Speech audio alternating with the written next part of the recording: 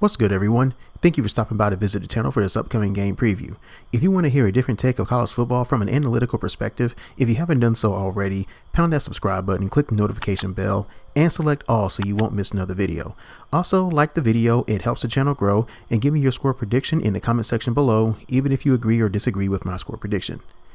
Now that we got that out the way, who had this on their 2021 college football bingo card? We got a top 10 matchup between Georgia and Arkansas. Between the Hedges, Athens, Georgia, noon kick, top 10 matchup. 11 a.m. Central on ESPN. Actually, breakfast time from where I'm living at right now. So, anyway, I wish this was a night game. But Arkansas has surprised everyone this year. They handled Texas and Texas A&M. You could say that would make them the Texas State champions.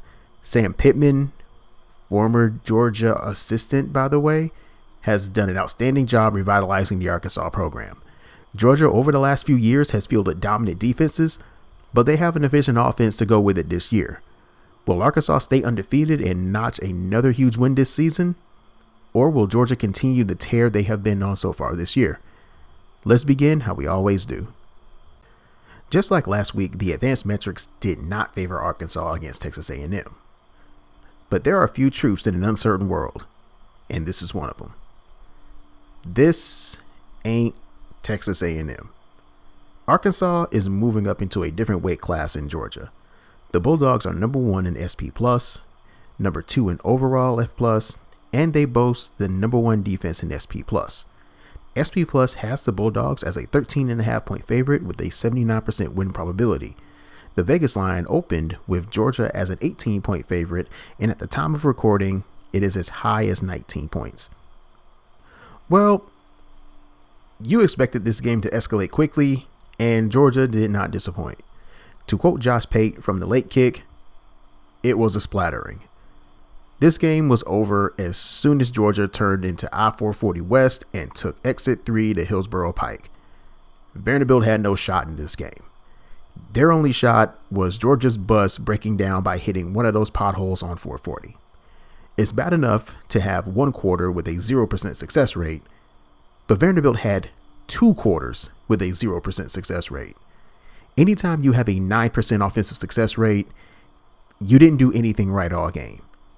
That is absurd, and I don't think I have ever seen a single-digit success rate since 2014.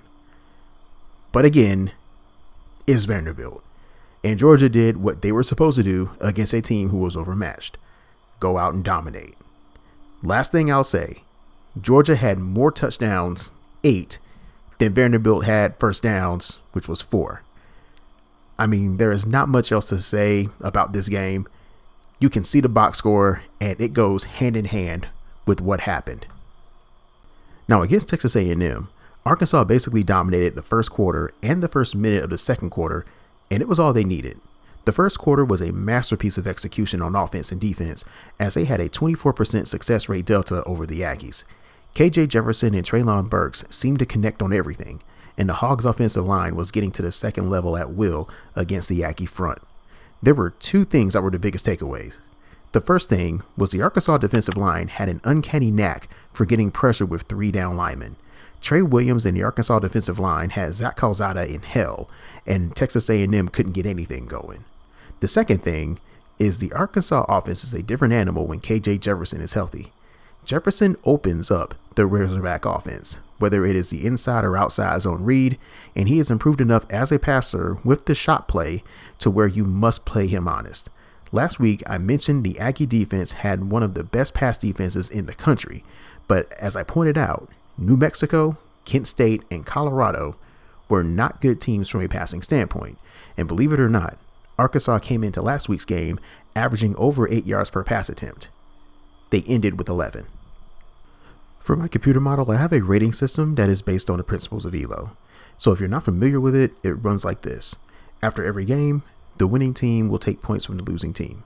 The difference between the ratings of the winner and loser determines the total number of points gained or lost after a game. If the high-rated team wins, then they receive a fraction of the rating point from the lower-rated team.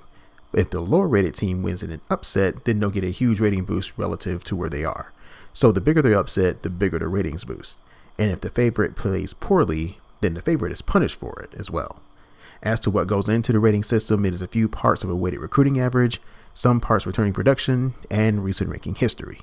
These ratings are different from the tailored tape where I use SP+. With that being said, as you can see, it has Georgia as the heavy favorite, winning by the score of 34-18. And it gives the Georgia Bulldogs an 83.5% win probability. Since Arkansas is the underdog, I like to see if there's an avenue for them to pull off the upset. As of right now, they are playing with extreme confidence. They believe they can not just play with Georgia, but they believe they can beat them. Georgia has yet to play a team that averages more than 4 yards per carry. In fact, Arkansas is closer to averaging 6 yards per carry. They're at 5.5. Arkansas is also the only team on Georgia's schedule to average over 10 yards per pass attempt. But Arkansas is not the type of team that slings a football 30 to 40 times a game. They've attempted 84 passes total.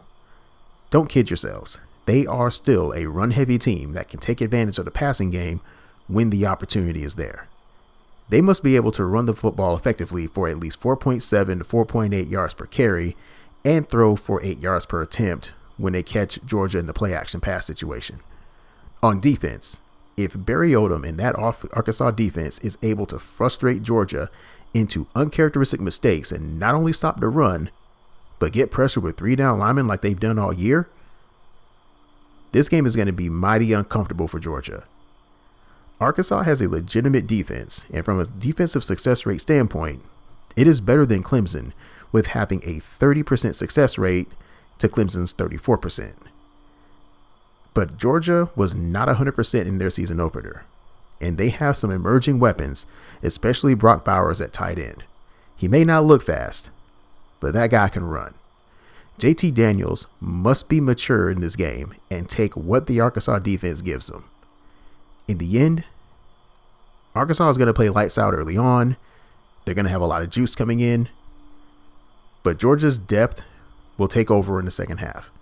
I got the Bulldogs winning this game by the score of 34-17, basically going with the model for this game.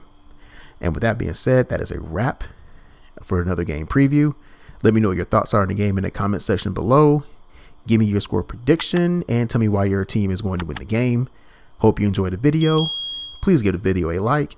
And if you love college football as much as I do, hit that subscribe button if you want to stay updated with the latest previews and the occasional highlights. And as always, I thank you for visiting the channel, and thanks for watching.